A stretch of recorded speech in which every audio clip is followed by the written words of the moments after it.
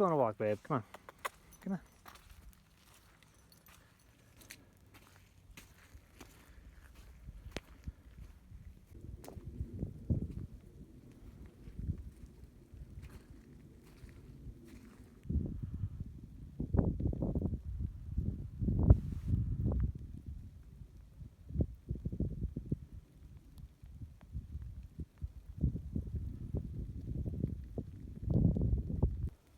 Rainy day at camp, Pumpkin. No hiking.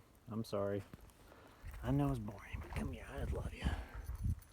Oh, you're all wet. Come on, let's go inside. Come on. There, we'll get you back in your blanket. I love you, Pumpkin. You just know, baby girl.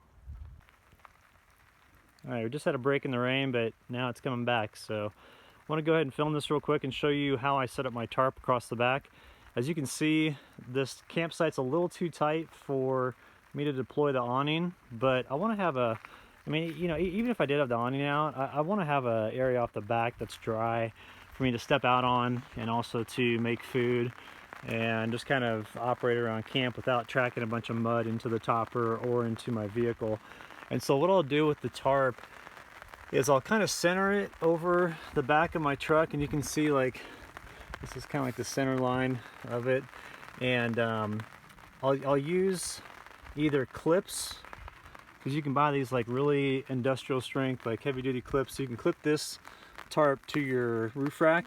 Or if you don't have a roof rack, you can always just use bungee cords and attach them to trees, which is actually my preferred method, because that way it kind of fans out the tarp a little bit. If you look from the side here, you know, you've got an additional foot or two of coverage, which is real nice, and that way you can keep your side windows open and for ventilation, and have just a bigger area that's covered from the rain protection.